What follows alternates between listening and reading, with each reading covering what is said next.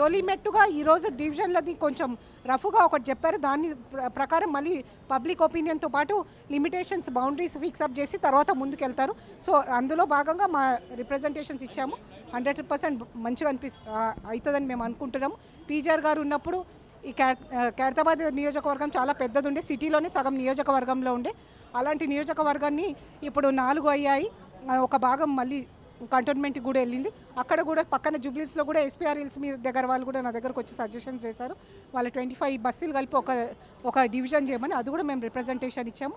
డెఫినెట్గా పీజీఆర్ గారు కాంగ్రెస్ నాయకుడు, కాంగ్రెస్ ఆలోచనలు ఇంప్లిమెంట్ చేస్తూ ప్రజలకు అందుబాటులో ఉంటూ వాళ్ళకు ఎలవేళలా సేవలు అందించినోడు. కాంగ్రెస్ పార్టీ కూడా అదే, రేవంత్ రెడ్డి గారి గవర్నెన్స్ కూడా అదే దిశగా నడుస్తూ ఉన్నది. ప్రజలకు అండగా ఉండి ఎవరికి ఏమి ఇబ్బంది ఉన్నా కానీ మేము ఉన్నామని చెప్తూ ఇవన్నీ కూడా ఎంత వ్యతిరేకత వచ్చినా కానీ at the end of the ప్రజలు బాగుండాలనే ఉద్దేశంతో ముందుకెళ్తున్నది. కాబట్టి ఖైరతాబాద్ అనగానే ఉప ఎన్నిక తెరపైకి వస్తూ ఉంది. రాజీనామా చేస్తారు, దానం నాగేందర్ మళ్ళీ నిలబడతారు, చర్చ వినిపిస్తుంది.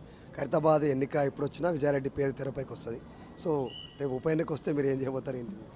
సరే, ఖైరతాబాద్ ఎన్నికలు వచ్చినప్పుడు సంగతి డెఫినెట్గా అప్పుడు మేము ఒక నేషనల్ పార్టీలో ఉన్నాము. దానికి ఒక సిస్టమ్ ఉన్నది, అధిష్టానం నిర్ణయిస్తుంది. అధిష్టానం నిర్ణయించే ముందు ఎవరెవరమైతే ఆస్పిరెంట్స్ ఉన్నామో వాళ్ళందరం కూడా పరిగణంలోకి తీసుకుంటుంది. అలాంటి టైంలో పీజీఆర్ బిడ్డగా ఖైరతాబాద్ ఆడబడుచుగా విజయారెడ్డికి ఒక స్పెషల్ స్థానం ఉంది. ఖైరతాబాద్ నియోజకవర్గంలో 14 ఏళ్ల నుంచి కాన్స్టిట్యున్సీకి సేవ చేస్తూ ప్రజల మధ్యలో ఉంటూ వాళ్ళకి కష్టాలకి సుఖాలకి నిలబడుతూ వాళ్ళు నాకు అండదండగా ఉన్నది కాబట్టి ఇన్ని రోజులు ఇక్కడ దాకా వచ్చాను. కాబట్టి అది ఎప్పుడు కూడా ఇంపార్టెంట్ రోల్గా అవుతుందని నేను నమ్ముతా ఉన్నాను.